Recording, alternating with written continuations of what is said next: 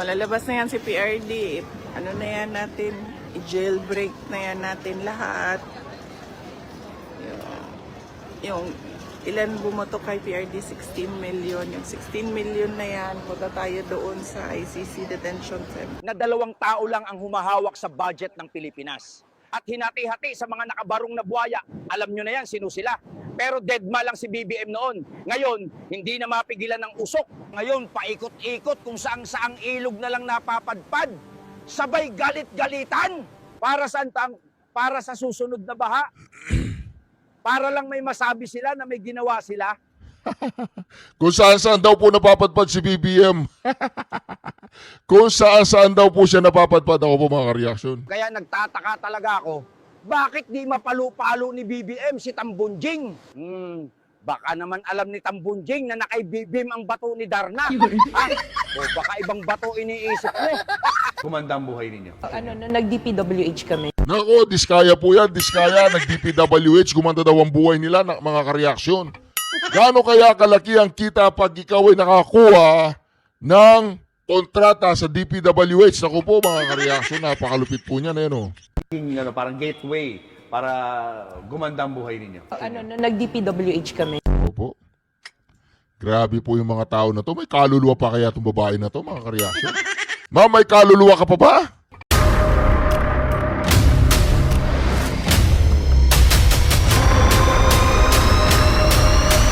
Bago tayo mag-umpisa, baka pwede nyong i-like ang video na to. Malaking bagay ang like sa aming mga content creators. Maraming salamat po.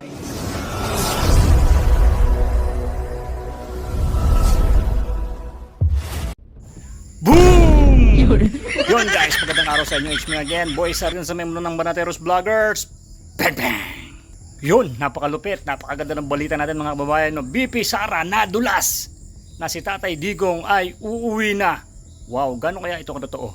Nako, si BP Sara nadulas. Nako mga kababayan, si Tamba kabado na, saka si BBM, saka si Saldico. Nako, nagtatago na si Saldico. My God, saka si si Diwata. Naku, yari ka ngayon Diwata. Naku, napakaganda ng pag-uusapan ngayon mga kababayan. Eto nga si BP Sara nasa dahig. Andun din si gandang Kili Duterte. At kitang-kita nyo naman sa kanilang mga muka yung saya. So ibig sabihin to mga kababayan, merong nasagap na balita itong si BP Sara Ganda, no, na soon to be a president in 2028. Wow. Kita nyo naman sa kanyang face, sa kanyang napakagandang muka ni BP Sara. Yung tawag dito, makikita mo sa kanyang muka yung hindi siya stress. So ibig sabihin niyan, meron siyang nasagap na balita na si Tatay Digong ay uuwi na. Sabi niya, mag-prayer meeting na daw tayo mga Pilipino, no? O syempre, tayo lang, yung mga tuwan-tuwa pag si Tatay Digong ay uuwi na. Pero yung mga takot kay Tatay Digong, nako, nagtatago na.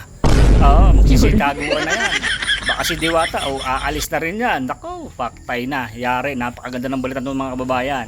Kaya i-share mo to para mapanood ng mga kumare natin dyan. Tapos i-like mo yan para si Lolo YouTube ay recommend tong ating video. Napakaganda nito mga babayan. Panoorin natin yung full video kay Boss Reaction TV PH. So ganito sa video na to mga babayan, baka hindi mo matapos yung video. Dito pag-uusapan din natin ulit yung flood control. Siyempre laging flood control every day and every night. Diba? Para itong mga damonyong mga kurakutan, ng mga kumurakot, umubos, no, ng pondo ng Pilipinas ay talagang manginig talaga kayo sa takot. Yun mga babae, no, makikita natin si Tatay Digong. Syempre samahan natin ng panalangin at ang pagkadulas ni Inday Sara na to be president in 2028 nadulas hindi naman siguro yan magsasalita ng basta salita lang na magbabalita. Naka-live siya mga babayan, no? Aba, grabe, kinikilabutan tayo, no? Kinikilabutan. Anong makukomento mo mga babayan? Mga kumare ko dyan na mapupulaan lips. Anong makukomento mo sa napanood mong preview na to? Siyempre panoorin mo yung full video. Si BP Sara ba ay nag-joke o talagang nadulas siya? Or talagang nakita mo talaga siya kanyang magandang face is talagang sinadya niyang siya ay nadulas para ibalita, para maging masaya ang mga Pilipino na naghihintay kay Tatay Digong, lalong-lalo yung talagang sumuporta noong rally natin, di ba? Oo, milyon-milyong Pilipino ang matutuwa pagka ito ay napanood, syempre alam nyo naman, marami naghihintay, no? Pero marami rin natatakot. Ayari kayo, tamba ka ngayon. At dito napanood nyo naman siguro yung preview. Ayan, meron pang isang si Manang. Nako, pumasok daw sa DPWH, gumanda na ang buhay. Grabe, pumasok ka lang pala, sumipsip ka lang sa mga matataas na opisyal sa gobyerno para mabigyan ka ng proyekto, no? Magiging milyonaryo ka, gaganda buhay mo, magkakaroon ka ng mansyon, lahat ng mga sakyan, mapag-aaral mo ang iyong mga anak sa Lasal o sa pinakamatataas na mga eskwelahan. Maging ano ka lang, sipsipin mo. Lahat ng pwede mong sipsipin sa Kitamba para magkaroon ka ng proyekto. Kaso, yun ang pinagagawa nyo, kayo mga kontratista kayo, anong ginawa nyo sa proyekto na tawag dito, pinagkatiwala sa inyo na ito gawin mo, halimbawa ng flood control, anong ginawa nyo? Tinipid nyo ng semento, ha? Kasi marami kayong nilagyan, kaya ayan, yung pambili ng semento ay natunaw, na ilagay nyo sa bulsa nyo, pambili ng bakal, naging alambre na lang, bullshit kayo. Kaya ayun, yung baha hindi maharang-harang, at ang baha patuloy na umiikot sa mga kabahayan natin. At marami syempre din mga babae natin na nagdudusa, na talagang yung iba binawian ng buhay, natabunan ng landslide, o diba sa kagawan din ng mga hinayupak na mga kontratista na to, na mga buhaya. Naku po, Diyos ko. Diba, kita nyo mga babayan, ang nangyayari talaga sa Pilipinas. Kaya dapat ay susunod na eleksyon, kampanya pa rin natin. Ayan ngayon pala nagkakampanya na tayo. Ikaw Mare, ano bang komento mo? Susunod ba na president election? Iboboto mo ba si Inday Sara? At syempre kung sino ang iaangat ulit na kamay ni BP Sara, no? Syempre sasabihin niya, ito iboto niyo rin to. Sigurado ka ba o susuportahan mo ba itong sa ating BP? Tulad niyan, kita niyo, 'di ba? Si Senator Marcoleta, hindi tayo napahiya kay Tatay Digong. Ngayon pa lang inuumpisahan na sila. Pinupukpok na talaga ang mga kawatan, no? Grabe si Senator Marcoleta, parang din tutulog Talagang pinupukpok niya lahat ng mga dapat pukpukin.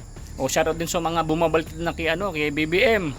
Ito si BBM kasi sobrang pagtitiwala niya sa mga taong nakapaligid sa kanya. Pati siya ay ini-scam na rin siya Tag dito, niloko na rin si BBM.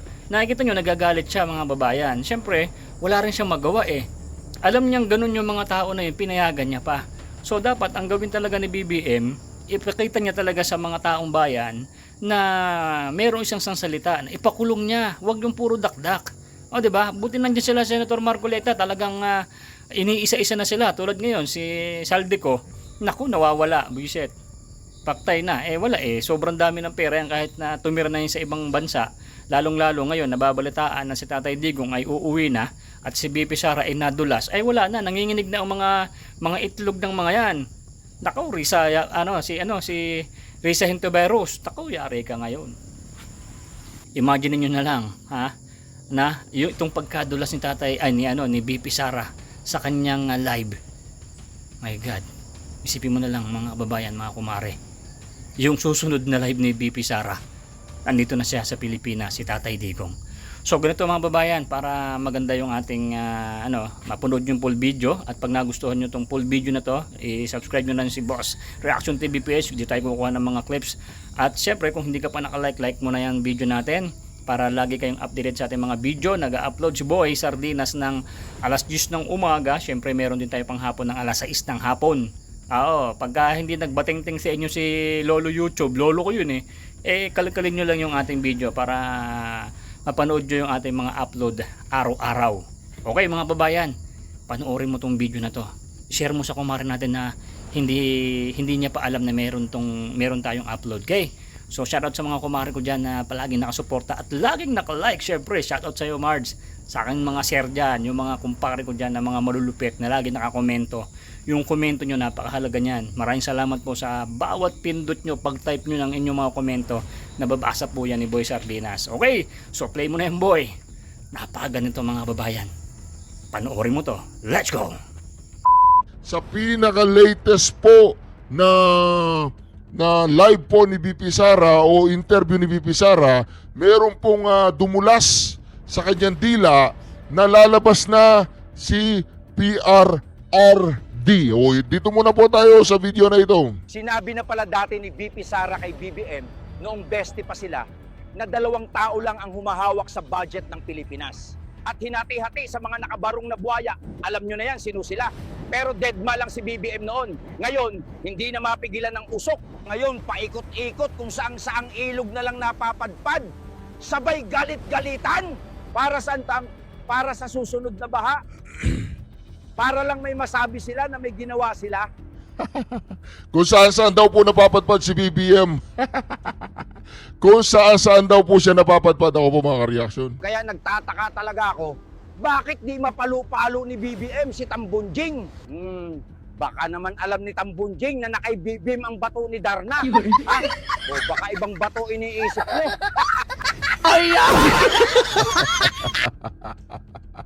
Oy, BBM, saan-saan ka daw nakakarating na lupalo po, di ba? Dito naman po tayo mga ka-reaction ako. Sinabi na nga noon ni BP Sara Duterte mga ka-reaction na 2 lang ang may hawak ng pera ng bansa, si Tamba at saka si Saldico. At ngayon si Saldico parang tumakas na, hindi na po mahagilap si Saldico dyan sa may kongreso. Congressman po siya pero natatakot yata siya kay Congressman Toby Chanko. Naku po, yan ang mahirap dyan. Ano yung naging parang gateway para gumanda ang buhay ninyo? Nag-DPWH kami. Nako, diskaya po yan, diskaya. Nag-DPWH, gumanda daw ang buhay nila, mga ka-reaction. Gaano kaya kalaki ang kita pag ikaw ay nakakuha ng kontrata sa DPWH? Naku po mga ka-reaction, napakalupit po niyan. Naging parang gateway para gumanda ang buhay ninyo? Nag-DPWH kami. Opo. Grabe po yung mga tao na to. May kaluluwa pa kaya itong babae na to, mga ka-reaction? Ma'am, may kaluluwa ka pa ba? Nakakatulog ba kayo sa mga pera ng taong bayan na yung mga ginawa ninyong mga proyekto, tama ba ang specification? Tama ba na kayo ngayon ay mayaman at ang taong bayan ay lumulubog? Nakakatulog po ba kayo, ma'am? Pag nakikita nyo yung mga kababayan ninyo na lubog sa baha? Nakakatulog ba kayo na alam niyo yung mga ginawa ninyong mga proyekto ay hindi tama? At nababalot ng korupsyon? Nakakatulog ba kayo, ma'am? Ito panoorin po natin ang buong video na ito. Naging parang gateway para gumanda ang buhay ninyo? Hintayin po ninyo yung video ni BP Sara na kung saan totoo kayang uuwi na ang Pangulong Duterte. Dito muna tayo sa mga tao na to. Nakakatulog pa kaya mga tao na to, mga ka-reaction? Ako. Naging parang gateway para gumanda ang buhay ninyo? Nag-DPWH kami. Gano'ng karaming kotse meron kayo? Parang personal use lang namin, nasa 30 plus na yata siya. 30 plus? 40. Nagagamit niyo ba lahat yan? Yun, hindi na nga. Hindi na nga, kasi ang dami. So, mostly American car siya. Sabi lang, white and black. Hindi ko navigator siya. Black and white. Yes. GMC Denali. So, black and white version din siya. Walang ganito sa Philippines. Nasa Grand Wagoneer. Pinaship ko from the US. From the US. Nagmamaneho ka rin? Marunong mag-drive, left, right. Hindi marunong mag-park. Si Suburban. Tsaka si Alphard, Dodge Ram. And then the Tundra na Toyota. Imported din to, no? Yes. Ano walang ganito dito, no? And then the Toyota Sequoia. This is the TRD Pro. So more sports, tapos ito yung capstone, yung high-end niya. X5, tsaka yung F-Paint na Jaguar. Mantagin nyo mga ka-reaction, napakahirap daw po ng mga tao na yan ipambili ng gatas na hirapan silang bumili. Ngayon naaanin po nila lahat ng mga kotse na yan. Ilan daw po yung mga kotse nila, hindi nila mabilang.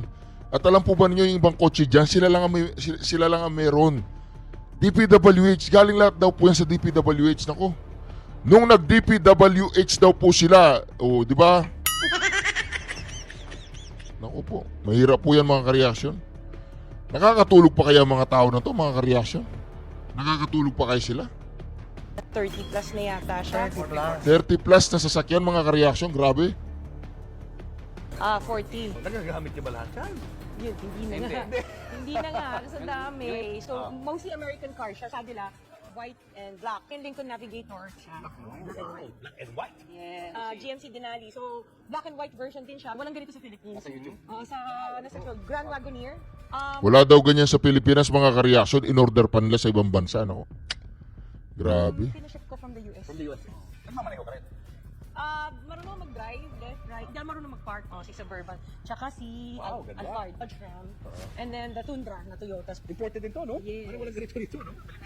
And then the Toyota Sequoia. This is the TRD Pro. So more sports, tapos ito yung capstone, yung high-end niya. X5, tsaka yung F8 na Jaguar. Jaguar naman to. Yeah. Altera. Ano na to, hindi na nag-reproduce to. So Mercedes-Benz yan, GLS. S is one of the S-Class series ng Benz. And then the Volvo XC90.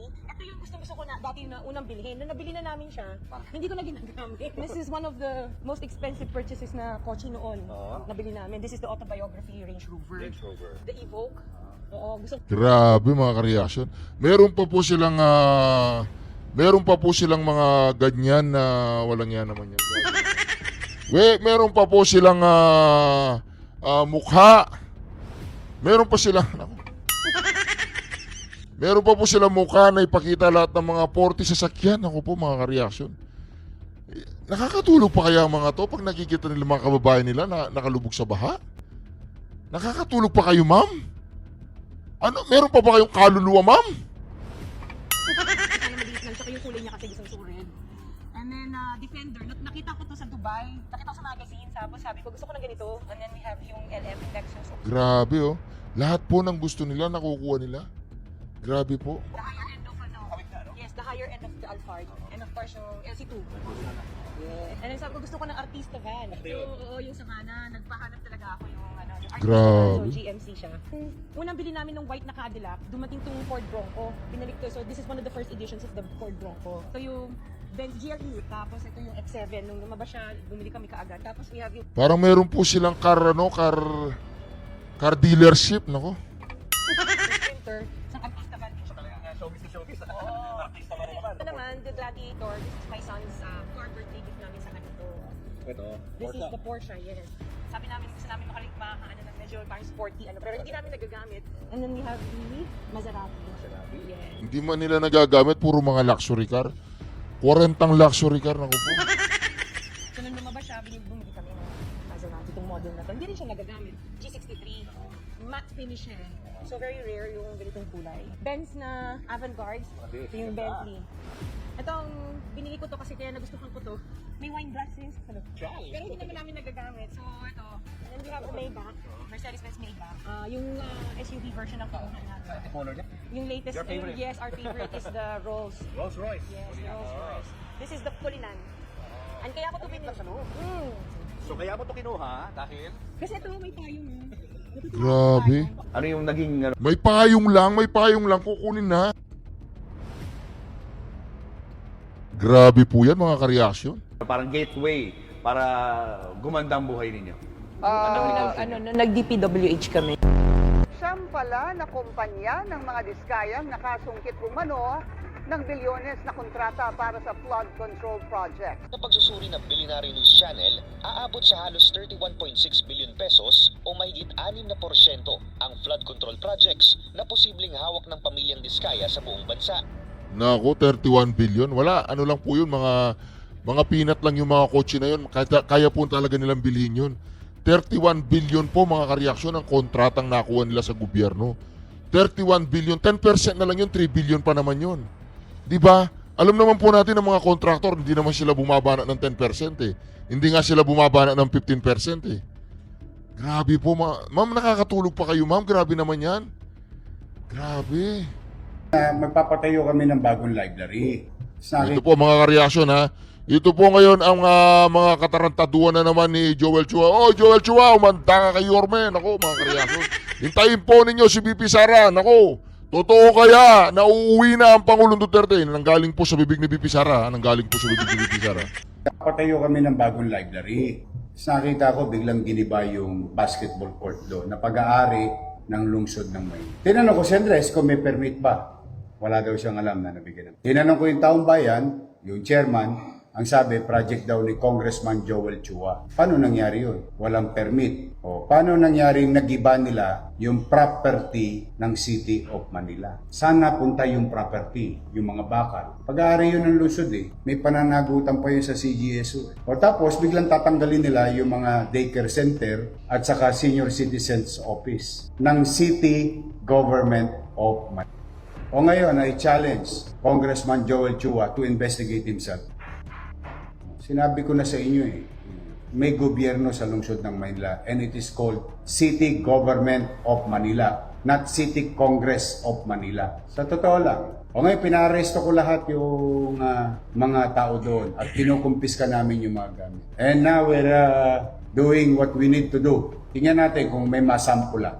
Yan ang kung bakit ako nalulungkot. Hindi pa nadala itong mga congressman. Iniimbestigahan na sila ni Presidente. Nagka-leche-leche ang flood control sa buong Pilipinas sa pakikialam ng mga congressman. Sino may sabi? Secretary Bonoan. Di ba? Inamin na nila Ang trabaho ng congressman, gumawa ng batas. Hindi magpagawa lang ng kung ano-ano. O now, I'm calling the attention. And you tell him this. O, lumabas siya ngayon. Lumabas siya. Bakit? Lawyer pa yan.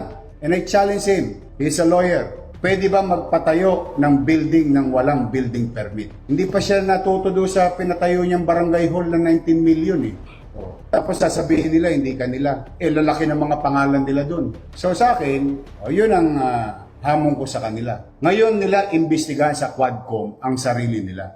The sauce for the gander should be the sauce for the goose. Tanong ko lawyer yan. Itanong mo sa kanya. Ito po, tinatanong ni Yorme sa inyo. Congressman Joel Chua, Attorney Joel Chua, pwede po bang magtayo ng building ng walang building permit sa City Hall? He is a lawyer, I am no lawyer. I may be wrong. Tapos nadurog, tapos na-disenfranchise yung mga mamamayan namin. Mayor ba siya? Baka lang nahirati sila, nasanay sila nung nakaraang panahon na nagagawa nila yung gusto nilang gawin. Hindi. Kanina naawa ko doon sa mga matatanda Biri mo, alam mo ginawa, pare? Pinatayan ng kuryente, tapos pinalalayas. Nino? Nung kontraktor. Nino? Ni congressman. Dahil sa wala silang permit, pumasok sila sa amin, sa property namin, kaya kaya ngayon, nilak namin yung at pinakakasuhan namin. Ngayon, hinahanap namin kung ilang milyong piso yung property giniba nila without, ito pa isa. Congressman Joel Chua, pwede bang mag-demolish ng walang demolition permit? That is my challenge to them. You tell that to Congress. Abusado yan mga katulad yung isang congressman pa doon sa District 2. Yung Sunog Apog Pumping Station. Pakiramdam nila kasi sila na ang pinakamakapangyarihan na taong gobyerno sa buong Pilipinas. They can do what they want to do because they are congressmen. They can investigate who they want to investigate because they are congressmen. On the premise of what? Good governance. Uulitin ko. Good governance. Sige. Pwede ba mag-demolish ng building ng gobyerno nang walang demolition permit? Pwede ba mag-construct vertically, horizontally nang walang building permit? He's a lawyer. And I challenge him directly. Sabihin niya ngayon kung alin ang tama at mali. Baka mas magaling siya sa akin kasi lawyer siya. May gobyerno na sa lungsod ng Maynila. Nung araw baka nagagawa nila, nabobola-bola nila yung mayor. Isa lang po ang gobyerno sa Maynila. Ang pangalan, City Government of Manila. Headed by local chief executive. Joel Chua, umanda ka, loko-loko ka giniba mo yung basketball court doon. Palitan mo yun. Ako, grabe po mga kareaksyon. Grabe po itong problema na ito mga kareaksyon. Ito po papakita ko po sa inyo saan po yung giniba nila. Tangina, bakit nangyayari ito ng hindi nyo inaano sa akin?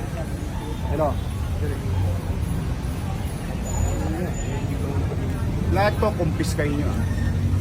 Walang permisi ang property to ng city. Penalize nyo lahat yung mga gamit nila dito. Hindi na ako matutulog. Wala na talagang gobyerno. Kanya-kanya na lang. Tangin ng mga congressman yan.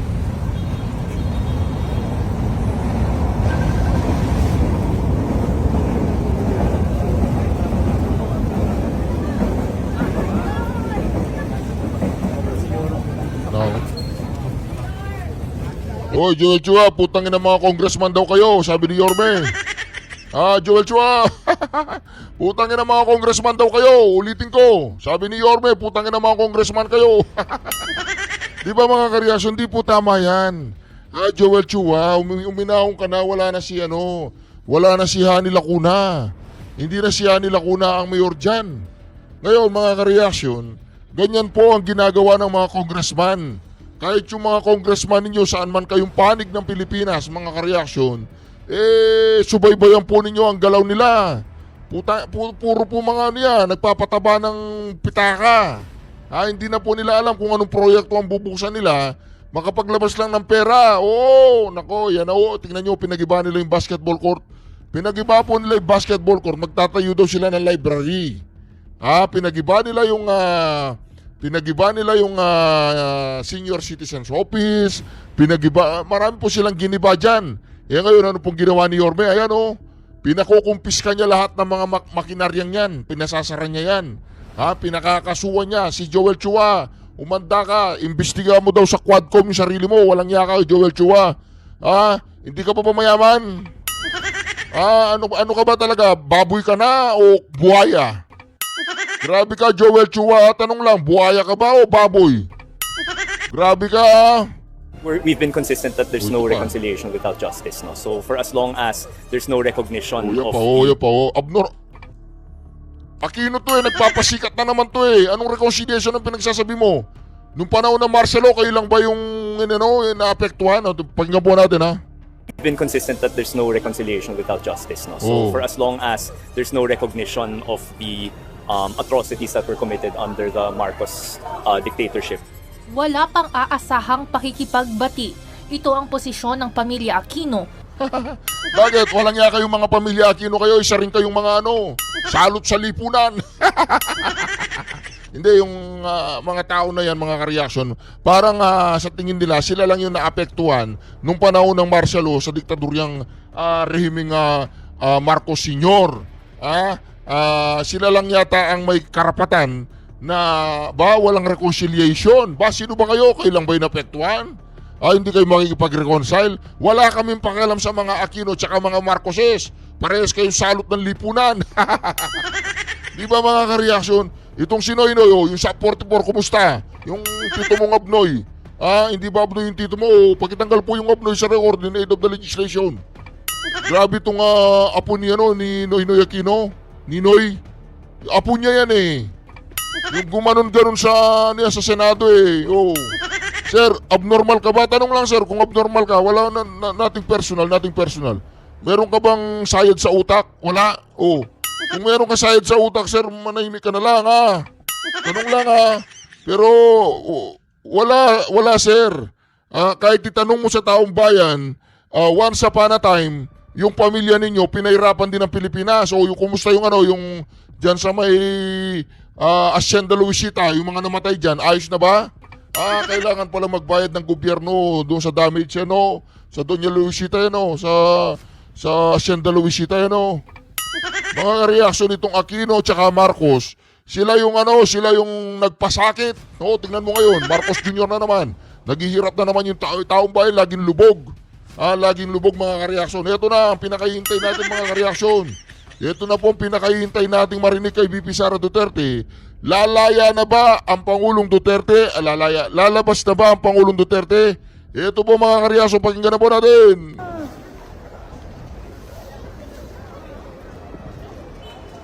Shout out Sara Tusan from Where Are You?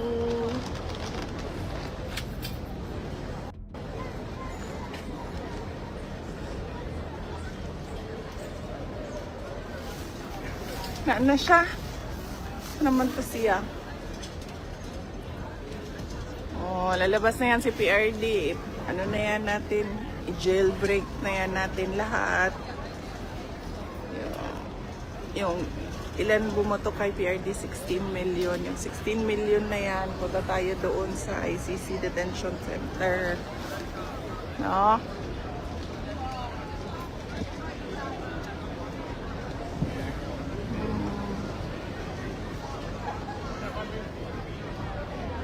Asan ka? Bakit wala ka, Aldo? Nagipangita si Aldo. Asa si Aldo di ay? Nagtrabaho? Nagtrabaho pa si Aldo, uy. Di na lang sa nato siya pang samok-samokon. Dubai! Mga kababayan sa Dubai, mag-ingat kayo lagi dyan. Thank you sa mga prayers and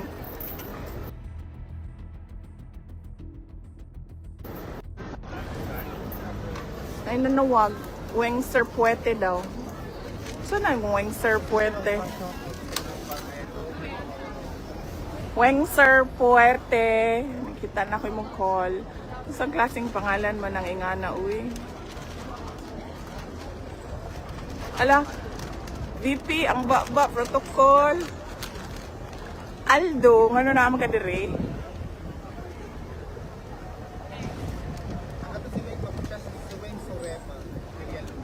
Weng Sorema Villaluz. Maayong hapon kanimo, ma'am. Naro? Nagampo mi nga makauli na si President Duterte. Niya na po ang nalibang. Ang pa kaayo. Oh, kita gana. Live Hi. Wa po ni siya naligo sa tinuod lang. Naligo ko. Excuse me. Naligo. Kada adlaw. Oh, niyan ko nakaganina dahil gawa ka naligo. Alala, dagan yun, dagan yun. Boyfriend. Shout out sa boyfriend ni Kitty. Ano pangalan na to? Ang boyfriend ni Kitty.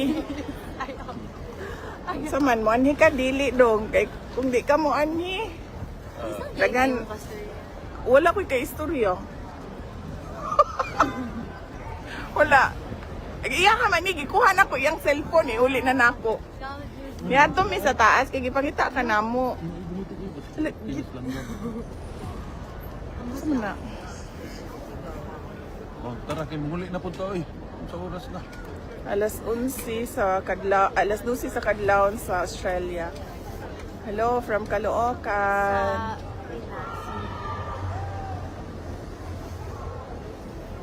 Magbabay na ta sa ila. Oh, bye-bye. Babay namin sa inyo. Nakita na namin si Kitty. Empty na auntie yan. Yan. Empty na yan. Babay na, Kitty. Babay na. Bye. Katiki, babay na, Katiki. Babay naman. So sa tingin po ba ninyo yung aura po ni BP Sara Duterte nung sinabi niyang uuwi ng Pangulong Duterte? Meron kaya mga kareaksyon tayong aasahan?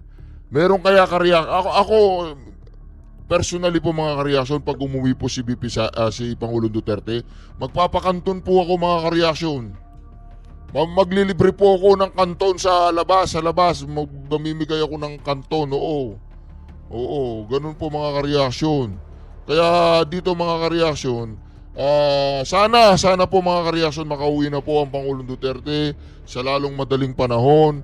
At marami po ang nagtatanong mga kareaksyon kung ang Reaction TVPH daw po ba ay against kay Mayor Magalong or hindi, pro Richard Gomez o hindi.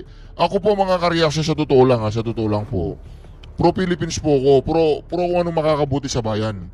Kaya ako lang challenge itong si Mayor Magalong dahil matagal-tagal na rin po siyang nagkukukuda sa internet. Ay wala pa siyang nasasabing pangalan. Ito naman pong si Richard Gomez, marami po ang nagsasabi ng mga kareaksyon na parang bumaligtad pagkatapos daw po niyang hindi pumirma